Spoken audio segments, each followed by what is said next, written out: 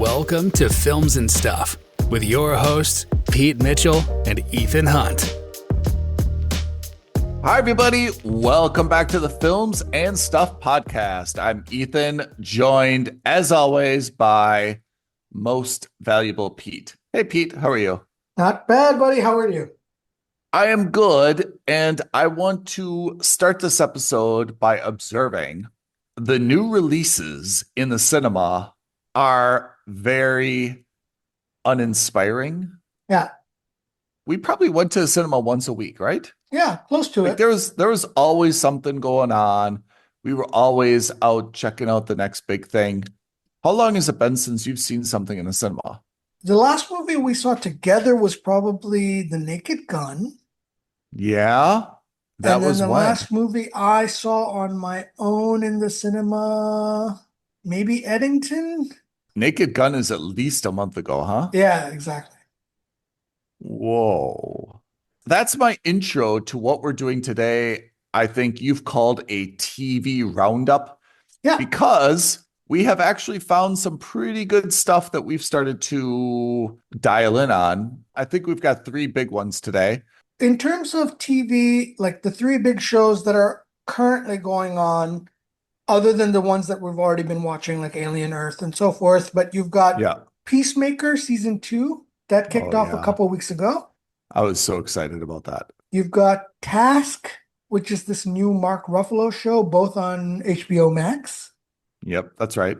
And then day before yesterday, Black Rabbit dropped on Netflix. HBO, for all of its warts, does a pretty good job of telegraphing what's coming out and when and getting people excited about it. Whereas Netflix is just kind of like, oh, we just dropped something yesterday. I think Netflix is more intentionally just shadow dropping a lot, and that comes to do with the fact that they're such a big streamer. They can do whatever they want. And actually, I like that about Netflix. You know what, the reason I like that about Netflix is that every few days I'm checking in on Netflix because they have that tendency. So it's working for them. Like I'm spending time on the platform because I don't know what's around the corner.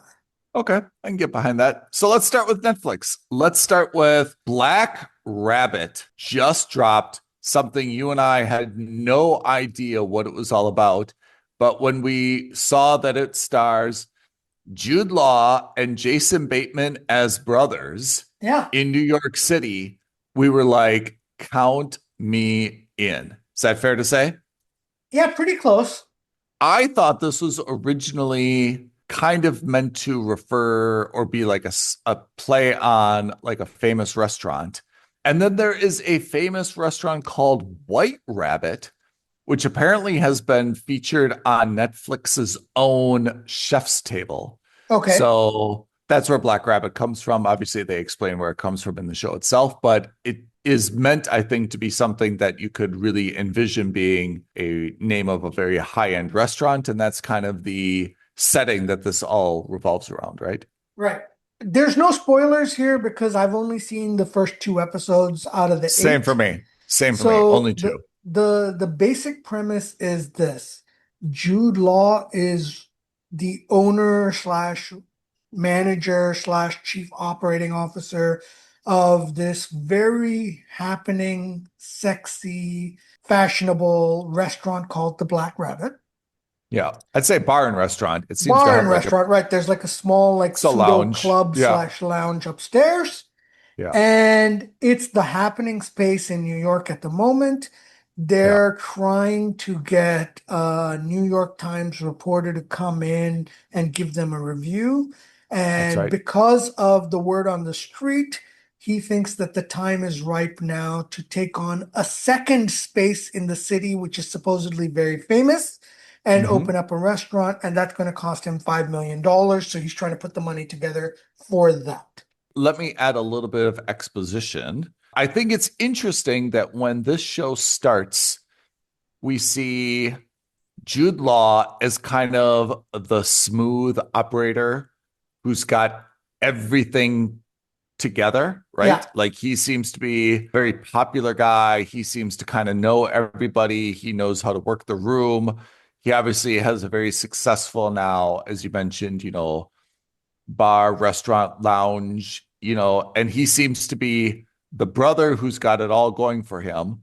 Then we meet Jason Bateman, who seems to be the polar opposite, right? Everything is going wrong. He's in trouble, kind of a small time, wouldn't even call him an Crook. entrepreneur. Yeah, he's just like a small time, not even a scammer. He's just in a different phase of his life, right? So Yeah. we see a very big, divergence between these two characters. So let me take a pause here. How do you see those two as brothers? Like, do you buy it, first of all?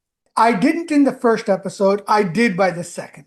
I saw it in the second, when he speaks to him, when they go to the mother's house that they've sold, and they have the little bit of banter in the Yeah. flashbacks. That's when you start to see it. But in that first episode, it didn't seem like they were brothers.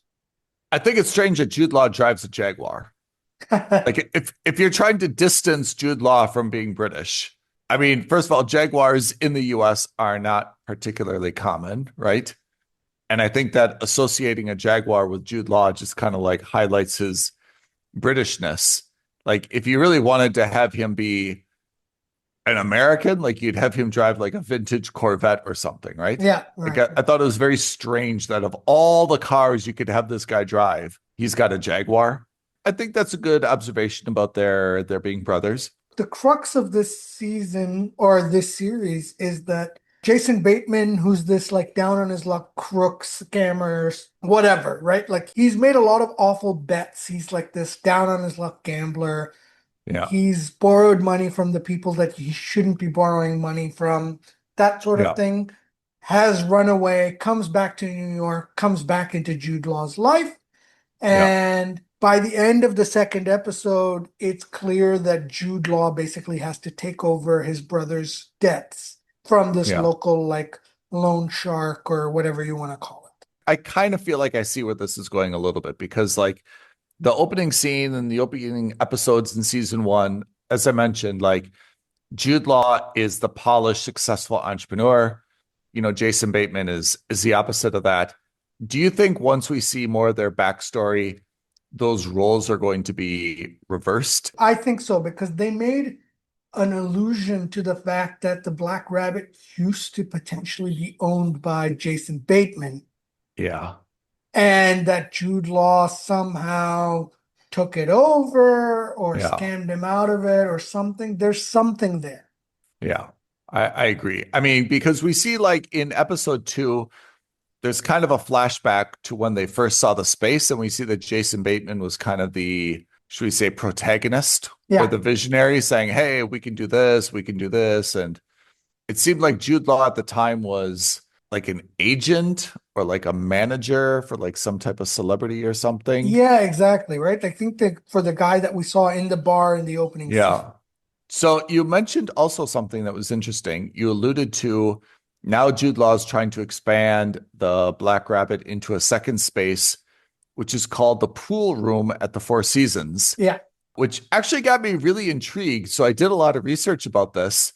It doesn't exist anymore, but it used to be the happening spot for power lunches in New York. Oh, it's And a real place? it's a real place. It used to be the Four Seasons is no longer there. So this was at the Seagram building. And then they created an F&B space in that building. And the Four Seasons was located in that building. And the Four Seasons had a very high-end restaurant. It had a grill room, which was more kind of casual. Yeah. And then it was connected, like you'd go to the reception, you'd go to either the grill room side or the pool room side. The pool room side was named because it actually had a white marble infinity pool in it. And surrounding the pool, there were four different trees, and they would swap out the trees a few times a year to make sure that they're always healthy enough. So apparently they had like this massive budget just for like the horticulture, Right. or the maintenance. But that was the big deal in the pool room. This is where everyone goes for the power lunches. There was apparently a lot of media, a lot of marketing. Like it was the place to see and be seen So that's my little contribution to the historical accuracy of this. But I think we see now in Black Rabbit that there's obviously going to be a lot more turbulence. I guess Jude Law now has to get involved and somehow bail out his brother for the debts that he owes. Yeah, the tone of the show is obviously it's a drama, it's serious, but it also goes one step further. It falls into thriller category, and I think a lot of it is because there are times where it feels tense. Like situations feel unnaturally tense. You feel a little sweaty, you're a little worried. Like that opening sequence, you were waiting for the hammer to drop.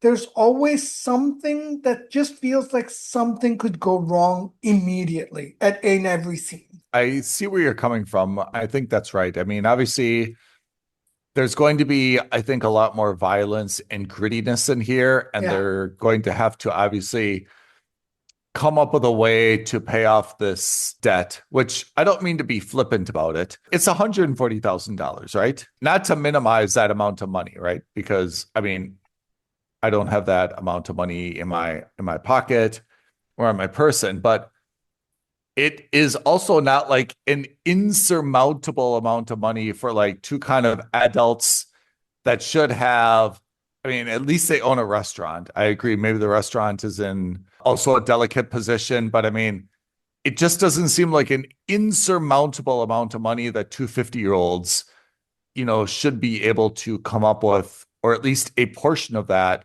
one way or another, right? They've also Yeah, got you're their right. mom's house. They've got some stuff That's going right. on, So right? he's going to clear 300,000 from his mom's house in a couple of weeks. Yeah. So that should take care of it, raising $5 million for a new Yeah. restaurant. Like you're right. Like it's almost a rounding error for someone like that. Even if you're dealing with a mafia, right, and a loan shark, you could say to them, look, I'll give you 50% of my restaurant. My restaurant obviously is getting great reviews. You know what? Fine. I'd rather you don't kill me or cut off my hand or something or kneecap me. Here, take 50% of my restaurant. There's assets that they have. So I have to say, I'm not sure where this is going to escalate, but it's not like the guy's like, well, I owe, like $5 million, to the mob and gambling, or I stole their drugs or something. Like that's 140,000 is a reasonable number that they could probably come up with, even if it's just giving them equity in the restaurant itself. Yeah. So I don't know what else is going to be revealed, but I'm not like, oh my God, like these guys are screwed. They're going to have to do a bank robbery or they're going to have to do something to, come up with this. In the context of the show, in the context of New York, in the context of what kind of numbers they're already dealing with, there's definitely going to be more to it. Look, here's my thought process. I bet you Jason Bateman, in a moment of desperation, accidentally kills one of the loan sharks or the enforcers. Good one. And in that case, it stops becoming about the 140,000 because then it becomes insurmountable. All right. That's a very good. You're so good at this, Pete. Very well. What do you give Black Rabbit? Like, what's your ranking right now? Right now, it's a mooch. It's definitely got potential to be more, but at least after 2 episodes, I need to watch more before I determine if it's going to be a must subscribe. It's definitely not a skip. I'll tell you that right now. Yeah. It's just a matter of, is it good enough to say, hey, Netflix, here's my money. I need you to make sure that shows like this keep coming out. I think you're taking the Weasley way out. So I'll answer it this way. I've watched 2 episodes. Let's say I've watched them for free. Let's say I try to mooch from you. You say no. I try to mooch from my brother. He says no. Would I pay a month subscription to watch the remainder of the show? The answer is yes. Okay. So it's a must subscribe for you. I think this is a must subscribe. Your life is not going to be diminished if you don't watch the show. Right. But I feel like it is worth paying for Netflix, if only for 1 or 2 months to watch the entirety of this series. I gotta say, I am liking Jason Bateman in these kinds of roles. Yeah, I like more mature Jason Bateman, Yeah, like who's the kind of gritty gone. Jason Bateman Don't get me wrong, he was fantastic in Arrested Development and his comedic stuff, but I Yeah. think he comes off as much more authentic as a crime lord or as a scumbag like this than he did as like the comedic straight man. Yeah, I agree. I like it a lot. Let's turn our attention to what we're watching number 2, which is Peacemaker season 2, HBO. We all know James Gunn. We all know John Cena. It's the same cast as, season 1. I think you and I both loved season 1, right? Yeah, I liked it a lot. I really enjoyed season 1. I was super happy with it. I thought that Peacemaker straddled very well the edginess of DCU while at the same time being a pretty entertaining show. I was excited for, season 2 now. I watched the first 2 episodes. I have to say, I really like the direction that it's gone. I mean, season 1 was, Project Butterfly and the aliens. It is not a continuation of that. So maybe we'll need to give like a lot of spoiler alerts, apart from the fact that saying it's not really so far a continuation of that same storyline. It's the same characters, seeing them try to reintegrate into like society after they've been so publicly outed.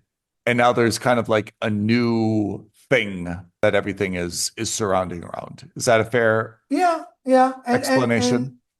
for those wondering, what James Yeah. Gunn has done is the first retcon of the DC universe. What does So that mean? so retcon is retroactive continuity, Oh, and it's basically like going back in time, changing something so that it fits with the narrative. And so hmm. what they did was at the very end of the first season of Peacemaker, you saw the Justice League, but you saw Zack Yes. Snyder's Justice League. Yes. In this one, you see the Justice Gang in the Yeah. flashback. I was going to say this makes a lot more sense after having watched Superman, that I now knew who the Green Lantern was. Right. I knew who Hawkgirl was. I had to say, like, I was really happy, like, oh, okay, like I get it now. That made a lot more sense. Exactly. So he made a retcon to make sure that last season's Peacemaker takes place in the same universe as this Superman that we just saw at the beginning of the summer and so forth. So now there's no different universes. This is all the same universe. Got it. How are you enjoying it so far? How many episodes did you watch? I've seen 2. I'm okay. I think I'll enjoy it more as the season continues because right now it's still it's running in place in the sense that you're seeing more of the same, but you're not really seeing where the show is going to go. Like there's no big bad of the season, as it were. Yeah, I mean, I think that's true. Like I said, I mean, I like the fact that they have not continued the butterfly Yeah. thing, although maybe they turn back to it and they integrate it somehow. So I like the fact that the context of what everything is revolving around is no longer that. There's a lot of continuity of characters and they are unchanged from like the attitude or the personality that you knew in season 1. So that continuity is good. It's definitely giving you more of what you want as an audience, but I agree with you.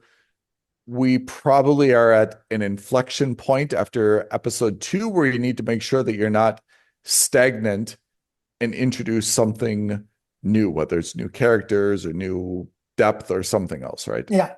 All right. So that is Peacemaker season 2 HBO. Turning to the last thing that we're watching. We've been super busy, my friend. Yeah.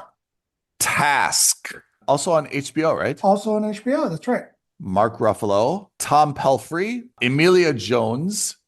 Those are the big headliners right now. All right, let me read the storyline as written on IMDb because I think that's a very good summary.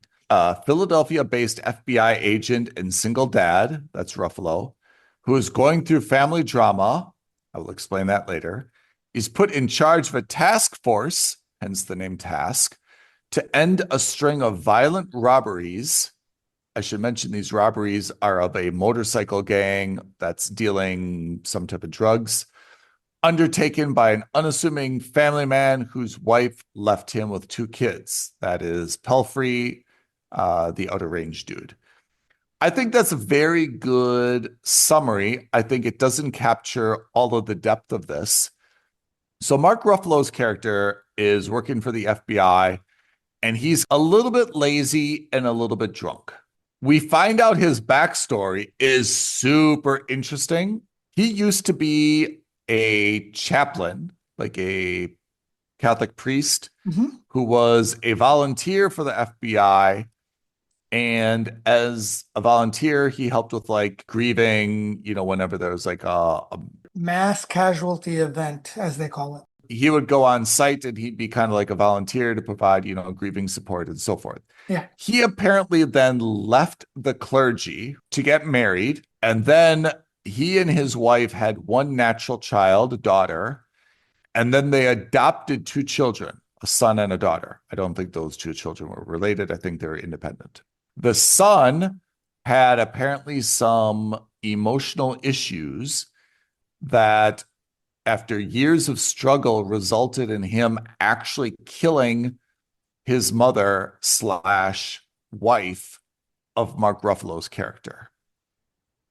And therefore, there's some back drama in terms of the 2 remaining daughters. The natural daughter obviously will never forgive the son who's in jail and about to plead guilty to murder. And the adopted daughter, who's a little bit not forgiving of her brother, but recognize that he has some emotional issues and he needs help. And he's probably not going to get that help, being in a high security prison.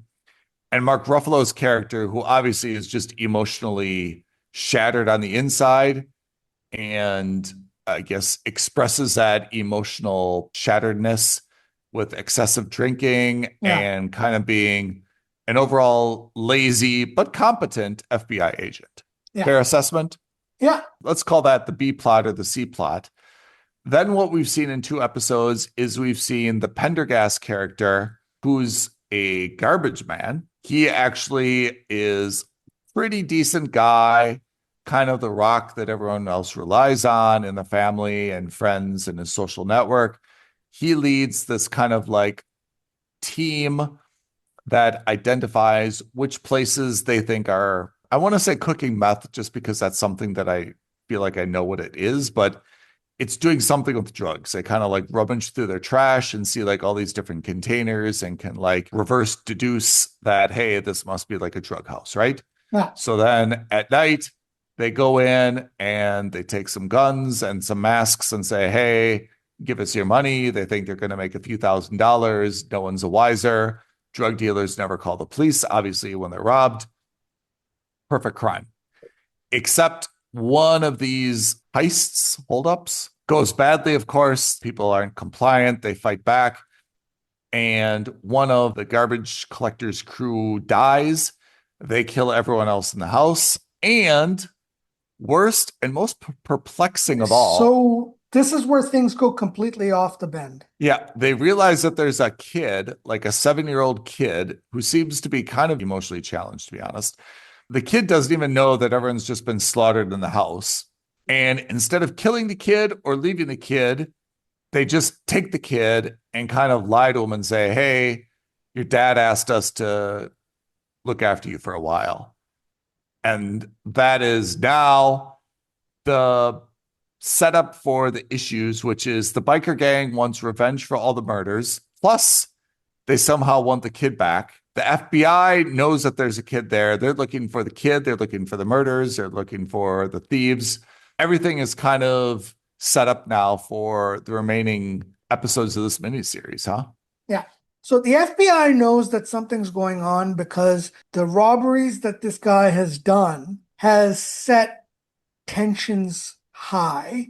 And the FBI has an informant who said that, look, there are a couple of different gangs. These robberies have happened. So everyone's at an all-time high tension. So we're going to set up this task force. And the task force is comprised of a park ranger of some It's a kind. Suicide Squad. Exactly. A sheriff, a state trooper. So it's just like a weird melange of people that you wouldn't expect to be together. That's true, but I would go one step further and say it's like each department got rid of their worst performing Yeah. person Yeah. and basically said, this girl is totally useless to us. Get her out of our hair, put her on your task force. They're intending the task force to appear like a bunch of bums, the former DJ, the lady who's going through her own issues, Yeah. Mark Ruffalo. I expect that they're all somehow brilliant or very good in their own right, and we're going to find them come together and Exactly. be amazing, right? Let me be very frank. I was in last week when you told me about the first episode and you Yeah. gave me that assessment. I was like, oh, you know what? This is pretty good. I really like that concept. With the addition of the family drama of Prendergast, right? Because Yeah. he's lonely, he wants to start dating again. He's been alone for the last year after his wife left him. And he's got some kind of issue with children, and I think that's probably why he took the kid.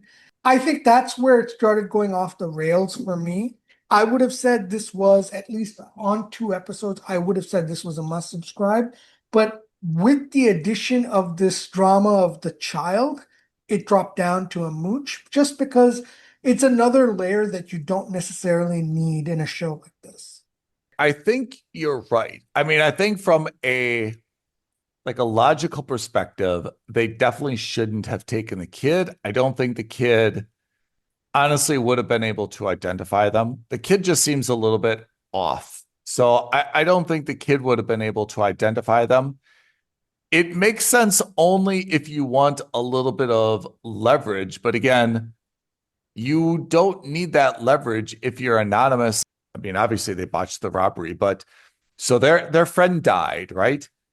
I don't know why they left his body there because that's obviously going to lead back to them, right? One way Yeah. or another. They absolutely should have taken their bro's body out of there. Then I feel like there would have been nothing connecting them to the murders.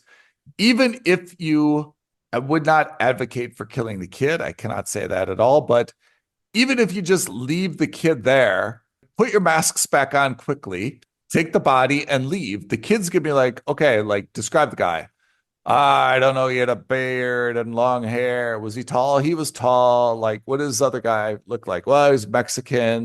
So they really botched this. And now obviously they've got two groups after them. The FBI is going to be after them, the biker gang, although I'm not sure why the biker gang wants the kids so much. Where do you see this going? I've got to give you credit for it. I'm not going to take the credit. I mean, you said yesterday when we were just chatting offline, like you see that probably Pelfrey's character is going to cooperate with the FBI, give the kid back, and like somehow focus on the bigger fish to fry, which is the biker gang.